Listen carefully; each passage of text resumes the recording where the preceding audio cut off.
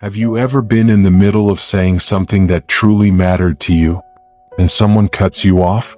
It happens with friends. It happens at work. It even happens in love, when you're speaking from the heart and the person you care about interrupts you. And here's the real question. In what way do you respond? Do you go quiet, pretending it's fine? Do you smile politely and whisper, "Sorry, go ahead"? It seems harmless. But it isn't, because every time you surrender that moment, you teach the world how much, or how little, your voice deserves to be heard. This isn't just about disruption. It's about presence. It's about respect. It's about power. Today I'll show you something timeless. 5 simple words, practiced by Marcus Aurelius, Epictetus, and Seneca, that can stop disruption without shouting, earn attention without force, and bring every eye back to you. Stay with me till the end, because once you understand these 5 words, you'll never struggle to be heard again. And if you believe in mastering yourself, in becoming calm, strong, and unshakable in a noisy world, subscribe to Stoic Mindshift. Here we grow wiser together. Part 1, Words and Power. The ancients knew this truth. Words shape reality. One promise could spark a war. One command could change history. Seneca said, "Calm, brief speech holds more power than the loudest shouts." Power doesn't come from volume anymore. It comes from presence. If you can't hold attention, you'll be ignored. If you can't stand behind your words, you'll be dismissed. If you can't stay calm while speaking, people will stop listening. The problem? Most of us give that power away. We apologize. We shrink. We fade. And in doing so, we quietly say, "My voice matters less." Marcus Aurelius reminded himself, "Do not be distracted by what is unnecessary. Hold to what is essential." If you don't hold to what's essential in your own words, others will take it from you. So how do you reclaim presence without anger, without shouting? It begins with 5 words. Part 2, Word 1, Listen. This word is ancient but powerful. When you say listen, something happens in the brain. It stops, focuses, and prepares to receive. Picture it. A meeting full of voices, everyone talking over each other. You don't raise your voice. You simply say, "Listen." Here's what matters first. The noise fades. Silence enters the room. Epictetus used it with his students. When they grew restless, he'd pause and say, "Listen." And instantly stillness returned. Even centuries later, Martin Luther King Jr. used the same rhythm. In his "I Have a Dream" speech, he often began sections with, "Now listen." And thousands leaned in. When you say listen, you're not asking, you're leading. You're setting the tone for attention. Part 3, Word 2, Important. Interruptions happen because people assume their words matter more. But the moment you use important, that changes. It resets the balance. It adds weight to what you're saying. Say calmly, "The important point is this." Instantly, the interruption softens. No one wants to ignore what's important. Marcus Aurelius once raised his hand in a council and said, "The important matter is discipline." And all the voices stopped. Use it the same way. What's important here is why. The important detail I was sharing changes everything. You're not fighting for attention. You're defining where it belongs. Part 4, Word 3, Now. Later can be delayed.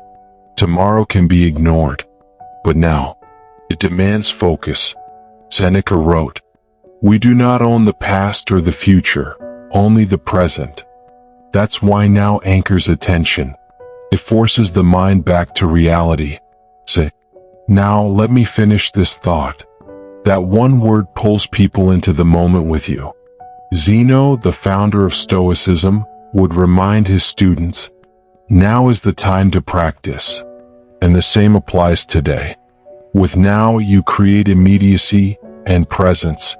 Part 5, Word 4, enough. This is the word of boundaries. When someone keeps cutting you off, when the conversation spins in circles, say, "That's enough, let's stay on track." It's calm, not harsh. Firm, not angry. Epictetus said, "We suffer more from imagination than from reality." And often our fear of saying enough comes from imagining conflict. But boundaries are not anger, they are clarity. When you say enough, you remind others and yourself that respect has limits. It's the pause that restores balance. Part 6, Word 5, continue. Sometimes when you're interrupted, you don't need to start over. You simply need to keep going. Say, "Let me continue." It's calm. It's firm. It reclaims your flow. Instead of apologizing, you gently take back your space. It tells the room or the person that your thought has not finished yet. Continue shows persistence. It says, "I'm not backing away. I'm still here." And that is quiet strength, the kind Stoics lived by. Part 7, The Trap, Sorry. Think of how often you've said it. Sorry, go ahead. Sorry, I didn't mean to. It feels polite, but it erases your presence. You're asking for permission to exist in the moment. Epictetus warned, "No one can diminish you without your consent." And every unnecessary sorry gives that consent away. Seneca taught that calm authority persuades more deeply than noise. So stop apologizing for taking space. You belong in every room you enter. Replace sorry with one of your 5 words. Listen. Important. Now. Enough. Continue. They all carry power without apology. Part 8, The Stoic Lesson. The way you speak reflects the way you see yourself. Epictetus said, "The discipline of speech shows the discipline of thought." Marcus Aurelius reminded, "Waste no words on what is unnecessary." When you say listen, you command attention.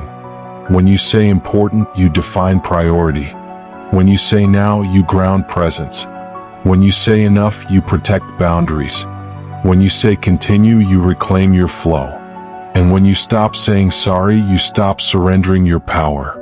This isn't about control. It's about calm authority, the kind that never needs to raise its voice. Part 9, Personal Reflection. I remember once during a work discussion, I shared an idea I cared deeply about. Someone interrupted halfway through. I smiled, said sorry, and faded into the background. But later that week, I caught myself. The next time it happened, I took a breath and said calmly, "Listen, this part is important. Let me continue, now." The entire tone of the room changed. No tension. No fight. Just presence. And in that moment, I realized something. Respect doesn't begin when others give it to you. It begins when you give it to yourself. If this message spoke to you, subscribe to Stoic Mindshift. Here we don't just learn ancient wisdom. We live it. We speak with quiet power. We live unshakable. We practice calm strength. The 5 words of calm authority. Listen. Important. Now. Enough. Continue. Carry them wherever you go. Because presence isn't about being loud. It's about being clear, steady, and heard.